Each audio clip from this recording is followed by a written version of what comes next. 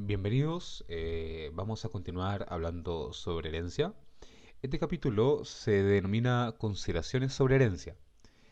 Entonces, vamos a recordar un poco lo que habíamos hablado en el capítulo anterior y en general habíamos dicho de que una clase hija hereda de su clase padre aquellas variables de instancia. Paréntesis, recordar que variables de instancia es sinónimo de atributos y aquellos métodos de carácter público. Y que podemos usarlos imaginariamente como que si estuviesen declarados dentro de la misma clase hija, tal como lo habíamos hecho en el ejemplo del video anterior. ¿Qué nos hereda? Una subclase o una clase hija no hereda aquellos atributos o propiedades, ya sea atributo o sea método, eh, que es privado, y tampoco hereda los constructores. Entonces, dichos elementos no heredados o miembros no heredados, hay que tener en consideración que no pueden aparecer en la clase hija como que fuesen propios, porque no existen en la clase hija, no fueron heredados. Ahí tenemos el ejemplo del set del video anterior, pero la diferencia es que ahora definimos como privado los atributos root y nombre. Eh, Y cuando intentamos usarlos, como vemos acá, como si estuviesen en nuestra propia clase, así como que imaginariamente estaba acá, ya no vamos a poder. O sea, no vamos a poder imaginar que están declarados en esta clase hija y tampoco vamos a poder hacer uso de ellos directamente. Eso hay que tener mucho ojo porque genera un error conceptual. Entonces la pregunta que nos podemos hacer a posteriori es, ¿cómo podemos utilizar entonces aquellas propiedades de una clase padre que no son heredadas porque son privadas? Eh, Eso lo podemos hacer a través de un uso indirecto. ¿Qué quiere decir un uso indirecto? A través de otro elemento, a través de otra herramienta con la que contemos dentro de ya los conocimientos que hemos adquirido durante el curso. Entonces, lo vamos a poder hacer, y lo vamos a ver más adelante, a través del uso de los métodos. Y ahí vamos a ver que los getter y los setter, en este caso, adquieren un poco más de relevancia. O de cualquier método que sea público. En una clase hija es también posible referenciar al constructor de la clase padre, y eso lo vamos a ver a continuación. El uso indirecto, la forma correcta de haber hecho uso de los atributos nombre y root en la clase hijo, hija, persona, o sea, perdón, alumno, con su clase padre persona, es a través del get nombre y el get root.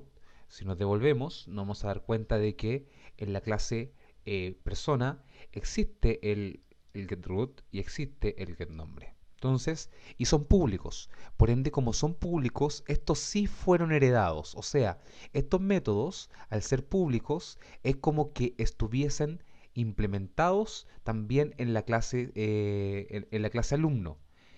Por ende, los puedo utilizar directamente. Aquellos miembros que no son heredados, tenemos los constructores.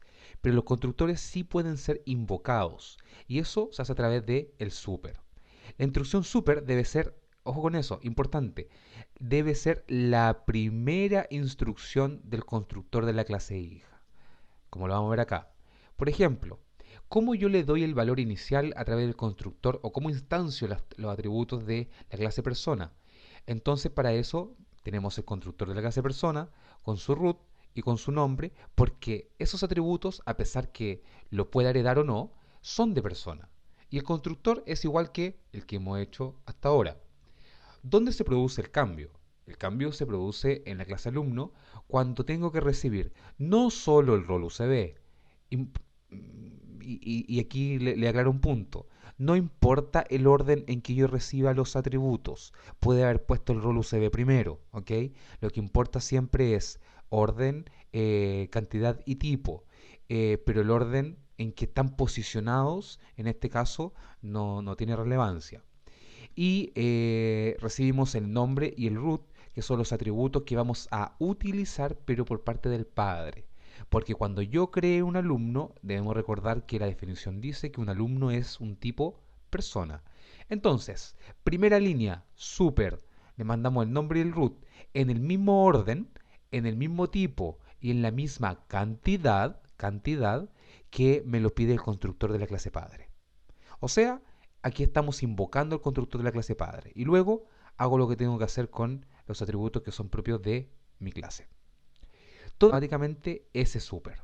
Entonces, si nosotros vamos al ejemplo 20 y de forma invisible se está agregando el super que me mostraba el ejemplo. Aquí dice, ahí sí. Entonces, continuando con el ejemplo que habíamos visto anteriormente, ahora vamos a ver que tenemos dos clases equivalentes.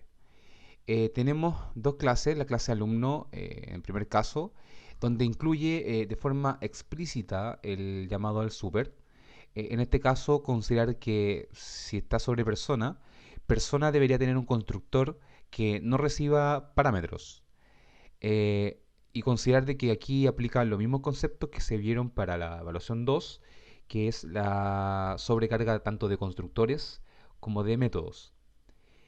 En el segundo caso, en el segundo ejemplo, se omite la utilización del super, pero recordar de que aquí se coloca un super imaginario, o sea, invisible hacia la persona. Se coloca automáticamente en tiempo de ejecución, lo cual implica de que de todas formas está ese super y por ende es restricción obligatoria que dentro del constructor de la clase padre, que en este caso sería persona, exista ese constructor sin parámetros. Ahí tenemos un ejemplo de la clase persona de nuevo, haciendo uso de su constructor. Y vamos a ver finalmente cómo quedaba el llamado. El llamado quedaba de esta forma, donde le pasábamos el root y el nombre. Algunos elementos importantes es que yo les decía recién de que si omitíamos el uso del super, se iba a agregar uno vacío. O sea, en este caso se nos va a agregar a nosotros un super de esta forma. Esos son unos paréntesis. Em, pero ¿qué pasa? O sea, si nosotros lo imagináramos, sería algo como eso. Así nos quedaría en tiempo de ejecución nuestro constructor. Entonces la pregunta es, ok, tenemos el super, entonces el ejercicio es el siguiente. Esta clase va a ir y va a invocar el super y va a devolverse a persona. Y en persona le va a preguntar, hey, tú, clase persona, ¿cuentas con un constructor que tiene cero parámetros? Y va a empezar a revisar todos los constructores que tengas y que tiene sobrecarga. Y le va a decir, hey, ¿tú eres constructor? Sí. ¿Tienes cero parámetros? No. Entonces no cumples. Siguiente, ¿hay más constructores? No, no hay más constructores por evaluar. Por ende, va a suceder de que no va a encontrar el constructor. Y como no va a encontrar el constructor, esto no va a funcionar, usted va a tener un error conceptual y hay un error al aplicar la herencia. Java en toda clase tiende a otra clase. Algo importante mencionar dentro del curso es que toda clase, sea la que sea, extiende desde Object. Por ende, todo lo que hemos estado haciendo hasta ahora en el curso ha extendido ya desde Object. O sea, todo este tiempo ya hemos estado aplicando implícitamente herencia. Eh, por lo tanto, todos los constructores incluyen explícitamente o no una referencia al constructor de una superclase. Por ende, cuando usted hace una clase hasta la materia que había visto anteriormente, automáticamente se le agrega el super a la clase Object. Es importante que miren el ejercicio que se encuentra disponible en el aula virtual para de esta forma poder practicar los contenidos de este video.